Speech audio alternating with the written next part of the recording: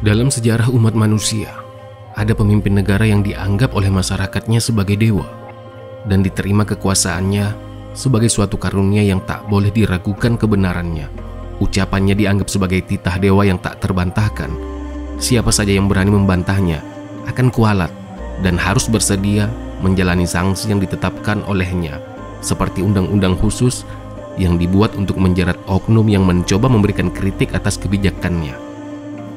Posisi rakyat adalah sebagai objek dan harus bersedia menerima kehendak pemimpinnya, serta melaksanakan dengan penuh keikhlasan tanpa terlibat dalam proses pengambilan keputusan. Nah, selanjutnya, ada pula pemimpin yang diangkat oleh masyarakat karena dianggap sebagai orang yang terbaik di kalangan mereka, karena rakyat yakin bahwa sang pemimpin mampu melaksanakan amanah yang dipercayakan rakyat kepadanya. Masyarakat berhak menuntut pertanggungjawaban pemimpinnya. Pemimpin tidak boleh menetapkan kebijakan secara sepihak atau tanpa persetujuan rakyat, dan hasil kesepakatan itu harus dijunjung tinggi, baik oleh pemimpin maupun rakyat. Setiap pelanggar, baik dari kalangan pejabat maupun rakyat biasa, harus bersedia menjalani hukuman sesuai dengan peraturan yang disepakati secara bersama-sama. Artinya, hukum adalah segala-galanya. Tidak ada seorang pun yang menduduki kedudukan istimewa di mata hukum dalam negara itu. Tapi sebelumnya, jangan lupa untuk like, subscribe, dan share channel ini. Juga aktifkan notifikasinya agar teman-teman bisa mendapatkan info mengenai video lainnya. Beberapa bentuk kepemimpinan yang pernah ada di Sulawesi Selatan, antara lain kepemimpinan periode Galigo. Sebelum kepemimpinan Lontara, terdapat model kepemimpinan masyarakat Bugis yang dikenal dengan kepemimpinan periode Galigo. Periode itu, raja dianggap sebagai wakil dewa di langit. Mereka dipuja dan amat ditaati oleh rakyatnya. Rakyat percaya bahwa raja mempunyai kelebihan dan kesaktian yang tidak dimiliki oleh rakyat biasa. Rakyat kemudian menempati kedudukan sebagai objek dan keistimewaan hanya dimiliki oleh raja. Rakyat sama sekali tidak mempunyai kekuatan kecuali mengabdikan diri sepenuhnya pada raja sebagai lambang kesaktian para raja. Kepemimpinan itu dipelihara secara turun-temurun dan merupakan warisan dewa dari langit yang telah dipersembahkan kepada raja. Selain keturunan dewa ini, tidak ada hak dan kesempatan bagi orang untuk menduduki posisi itu. Matulada, 1975, halaman 357-388. Kepemimpinan era Lontara. Menurut Matulada, 1975, halaman 357-388, kecenderungan untuk menjadikan pola kepemimpinan Galigo masih sering menampakkan pengaruhnya pada generasi sesudahnya. Namun, pola itu lambat laun ditinggalkan dengan tampilnya peran orang biasa dalam tampuk kekuasaan sebagai pemimpin rakyat yang dikenal sebagai pemimpin Anang. Kelompok Anang masing-masing mempunyai pemimpin tetap yang diteruskan secara patrilineal dari keluarga tertua dalam Anang. Dalam periode Lontara, babakan baru telah terbuka dalam kehidupan politik masyarakat Bugis, terutama dalam memandang pemimpinnya dalam mengendalikan negeri. Pada periode ini, terdapat kecenderungan bahwa orang Bugis amat menjunjung tinggi kedudukan manusia sebagai tau. Oleh karena itu, tampak dalam Lontara Latoa dan Lontara lainnya bahwa pembinaan watak manusia dalam membangun pangadareng atau tata aturan dan hukum mendapat tempat yang amat penting. Manusia menjadi pusat penentu atas kehidupan kebudayaannya. Manusia menempati tempat tertinggi dalam menentukan nasibnya. Bagi masyarakat Bugis, seorang dapat diangkat menjadi pemimpin negeri bila memenuhi syarat pribadi yang menurut mereka pribadi adiluhung. Pribadi adiluhung adalah sifat pribadi yang dijiwai oleh prinsip siri dan pese. Pribadi siri dan pese seseorang pemimpin meliputi sifat jujur, takwa, solider, gigih memperjuangkan kesejahteraan dan kedamaian rakyat, berani, teguh dalam pendirian, mampu mempersatukan rakyatnya, berwibawa, adil, terbuka pada nasihat dan kritikan. Sifat adiluhung pemimpin Bugis tergambar dalam masa pemerintahan Arung Matuawajo, Lapalewo, Tupalipu, periode 1474 hingga 1482. Syarat seorang yang menjadi pemimpin atau raja bagi masyarakat Bugis adalah sebagai berikut. Yang pertama, jujur terhadap Dewata Sewai dan sesamanya manusia. Yang kedua, takut kepada Dewata Sewai dan menghormati rakyatnya dan orang asing serta tidak membeda-bedakan rakyatnya. Ketiga, mampu memperjuangkan kebaikan negerinya agar berkembang biak rakyatnya dan mampu menjamin tidak terjadinya perselisihan antara pejabat kerajaan dan rakyat. Keempat, mampu menjamin kesejahteraan rakyatnya. Kelima, berani dan tegas, tidak gentar hatinya mendapat berita buruk atau kritikan, dan berita baik atau tidak mudah terbuai oleh sanjungan. Keenam, mampu mempersatukan rakyatnya beserta para pejabat kerajaan. Ketujuh, berwibawa terhadap para pejabat dan pembantu-pembantunya. Dan yang terakhir kedelapan, jujur dalam segala keputusannya. Abidin 1983, halaman 163.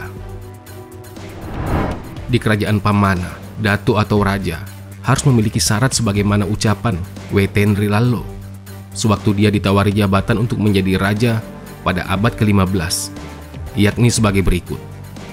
Adapun orang yang patut memimpin agar tanaman padi tak hampa, menyelimuti agar tak dingin atau mengayomi, ialah orang yang mendapat pertolongan dari dewata yang memiliki 4 macam kemampuan dalam kehidupannya. Pertama, kemampuan harta benda. Kedua, cakap dan terampil dan perkataannya pantas. Ketiga, kemampuan jasmani untuk memerintah. Keempat, hemat, cermat, bermurah hati pada rakyatnya, dan suka menolong sesamanya manusia. Abidin 1983, halaman 164. Dalam falsafah Sulapa Appa dikemukakan oleh seorang raja yang bernama Arumatoa Matinroa Rikanana, memerintah pada akhir abad 16 atau permulaan abad ke-17, bahwa individu yang cocok menjadi pemimpin haruslah memiliki 4 sifat, karena hanya pemimpin yang memiliki sifat inilah yang akan memperbaiki negeri, yaitu: yang pertama, jujur, yaitu jika bersalah atau dipersalahkan, dia meminta maaf. 2. Berpengetahuan, yaitu mampu melihat kemungkinan akibat yang akan terjadi dari suatu kebijakan dan menjadikan kejadian yang telah lampau sebagai soko guru yang baik.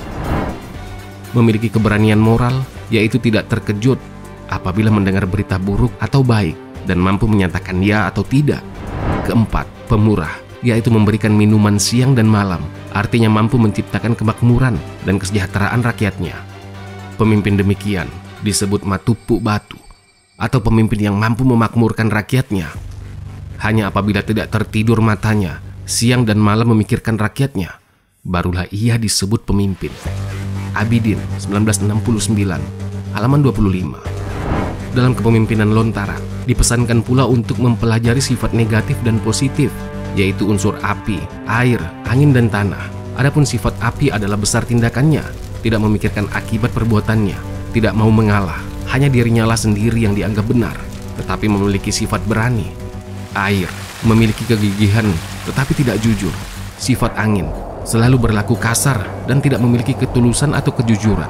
Tanah, memiliki kejujuran, pemurah, dan berpengetahuan. Singkatnya, seorang pemimpin dalam era Lontara harus memiliki sifat jujur, cendekia, berani, mengayomi, dan terbuka. Kemashalatan negeri merupakan sentral perhatian kepemimpinan pada masa Lontara. Sejarah dulu telah menjadi peringatan bahwa rusaknya suatu negeri karena adanya sifat buruk yang dimiliki seorang pemimpin. Sifat buruk yang menyebabkan suatu negeri menjadi rusak adalah sang pemimpin tidak mau mendengar nasihat. Para cendekiawan tidak berfungsi lagi sebagai cerdik pandai. Para pejabat dan hakim makan sogo. Keadaan negeri tidak dapat dikendalikan dengan baik oleh pemimpin. Dan bila pemimpin tidak peduli pada kebutuhan rakyatnya, hal inilah yang ditegaskan Imang Ada Cina, Daeng Sitaba, Kareng Patingaloang, Mangkubumi Kerajaan Goa Talo, 1641-1654 sebagai berikut. Ada 5 sebab yang menyebabkan negeri itu rusak, yakni yang pertama, kalau raja memerintah tidak mau diperingati. Yang kedua, kalau tidak ada cendekiawan dalam suatu negara besar. Yang ketiga, kalau para hakim dan para pejabat kerajaan makan sogo. Yang keempat, kalau terlampau banyak malapetaka besar dalam suatu negeri. Yang kelima, kalau raja tidak lagi menyayangi rakyatnya. Abidin 1983, halaman 166. Dari uraian tersebut, Matulada menyimpulkan bahwa bagi masyarakat Bugis, pemimpin yang baik adalah pemimpin yang memiliki 4 sifat yang tak terpisahkan, yaitu Macai nama lempu, waraniwi nama gateng, cendikia lagi jujur, berani lagi teguh dalam pendirian. Kewajiban pemimpin. Ketika Lapalewo Topalipu diangkat menjadi Arumatoa Wajo atau raja, terjadi dialog antara dia dan rakyat yang dipimpinnya. Dalam dialog itu, Arong Matua menyatakan kewajibannya dengan tegas bagi berikut. Engkau kuselimuti supaya tidak kedinginan, yang dimaknai sebagai pemimpin mengayomi supaya rakyat terhindar dari bahaya dan berbagai kesulitan. Engkau kujaga bagaikan mengusir burung pipit supaya tanaman padi tidak hampa, yang dapat dimaknai pemimpin menjaga jiwa rakyat dan harta benda. Saya mengobati atau memaafkan kesalahanmu, dimaknai pemimpin mendengarkan semua keluh kesah rakyatnya. Yang terakhir, saya membela kebenaranmu, dimaknai pemimpin adalah yang memperjuangkan hak rakyat. Lontara suku Nawajo. Kewajiban pemimpin Bugis terhadap rakyatnya juga dapat dilihat pada lambang Kabupaten Sopeng saat ini yang memuat ungkapan Dungirikeng tematipa, salipurikeng temadinging, wasekeng temakapa, yang berarti pemimpin menjaga agar burung pipit tidak memakan padi rakyat. Artinya, pemimpin menjamin agar harta benda rakyat tidak dicuri atau dirampas oleh orang jahat. Selanjutnya, pemimpin menyelimuti kami agar tidak dingin.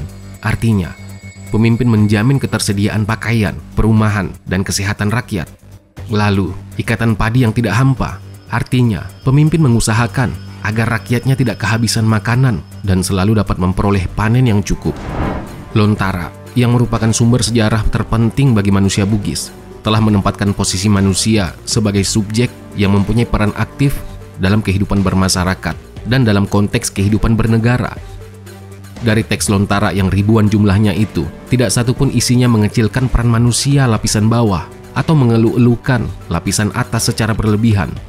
Uraian tentang kelompok penguasa digambarkan secara wajar dan dapat diterima oleh akal sehat manusia. Abdullah, 1985, halaman 94. Sampai di sini catatan kaki kita kali ini.